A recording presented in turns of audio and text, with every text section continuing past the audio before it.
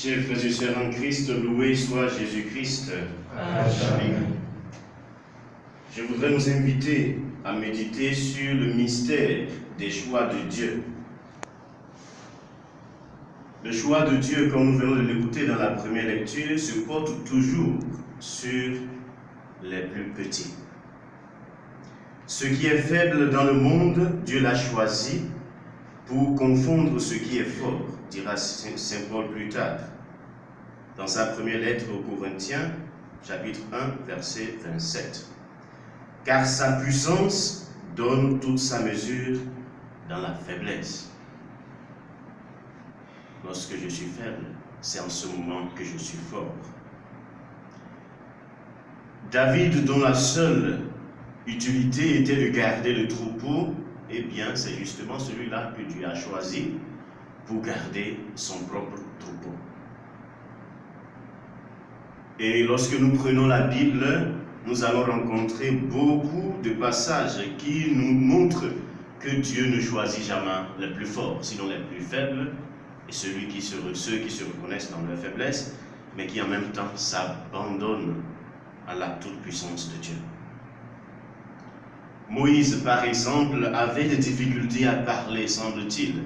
Et lorsque le Seigneur lui confie sa mission, il cherche à se soustraire à l'appel de Dieu en disant « Je ne suis pas doué pour la parole, je ne sais pas m'exprimer, peut-être qu'il faut choisir d'autres personnes à ma place. » Il en est de même pour le prophète Samuel, lui qui était tout jeune et inexpérimenté, le Seigneur l'a quand même appelé. Nous connaissons bien le prophète Jérémie, qui s'indigna du fait qu'il ne pouvait pas parler et qu'il ne pouvait pas se tenir devant le peuple du Seigneur. Il objecte en disant « Ah Dieu, je suis trop jeune et je ne sais pas parler. » Timothée, le grand collaborateur de Saint Paul, nous le connaissons aussi bien dans sa faiblesse, surtout pour sa santé.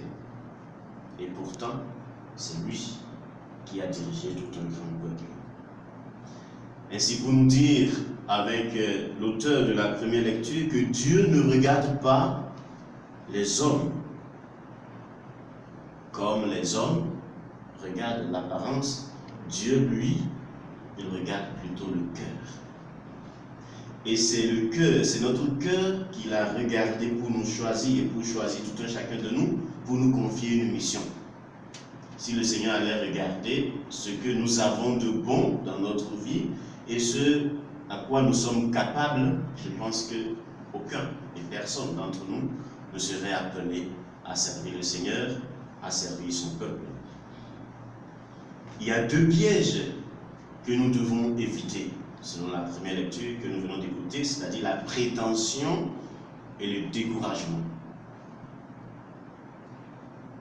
Personne n'est digne, personne n'a de mérite et personne n'en aura jamais. Mais seulement le Seigneur nous choisit parce que nous nous rendons disponibles pour sa mission. Aucun d'entre nous ne possède en lui-même les qualités ou les forces nécessaires pour accomplir la mission à laquelle le Seigneur l'a appelé. Mais lorsque nous nous rendons disponibles, lorsque nous ouvrons notre cœur, le Seigneur, il nous capacite, il nous donne cette capacité afin de pouvoir accomplir sa mission. Et comme le dit Saint Augustin, il ne nous confie jamais quelque chose, il ne demande jamais quelque chose sans avoir donné au préalable la grâce pour accomplir.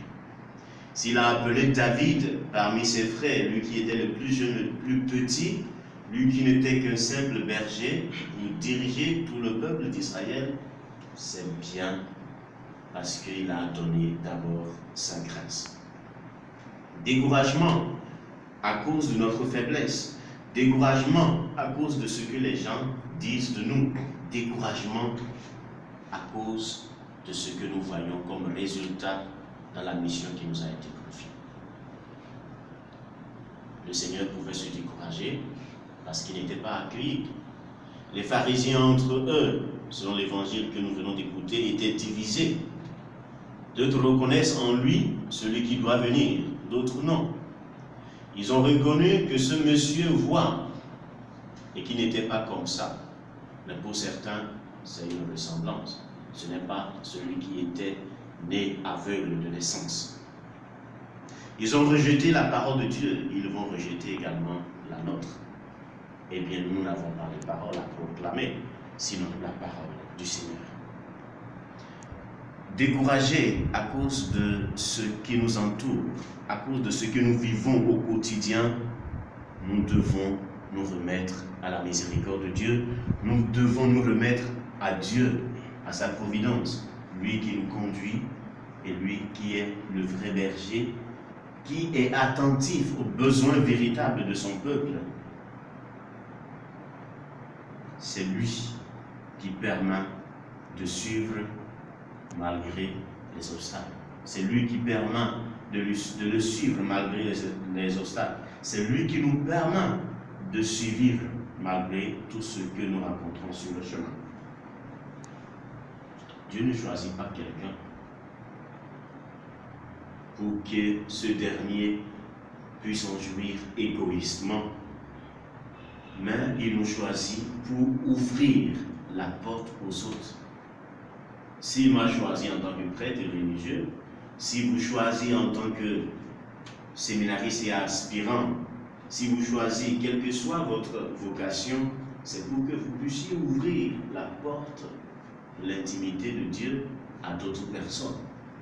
Il faut que chacun se pose la question de savoir si dans sa mission, si en accomplissant sa responsabilité, si en jouant son rôle, il ouvre la porte qui conduit vers le Seigneur à d'autres personnes, ou bien il la ferme. Saint Augustin prend l'homme debout comme le chemin qui mène vers Dieu. Est-ce que moi, je suis le chemin qui mène vers Dieu, ou je suis le chemin qui mène vers la perdition? Suis-je un témoignage pour mes frères et sœurs ou un contre-témoignage? Saint Paul nous dit dans la deuxième lecture que nous sommes des lumières, nous sommes la lumière, nous ne sommes pas les ténèbres. De par notre baptême, nous sommes lumière pour les autres. Mais une lumière ne brille pas pour elle-même, elle brille pour ceux qui l'entourent. Est-ce que tu brilles pour tes frères et sœurs? Est-ce que tu es vraiment cette lumière? Est-ce que tu es ce feu qui brûle le cœur et qui incite, qui invite à l'adoration? Qui es-tu? Ténèbres ou lumière? Témoin ou contre-témoin? Est-ce qu'en te voyant, les gens puissent dire qu'il est beau, qu'il est bon d'adorer le Seigneur?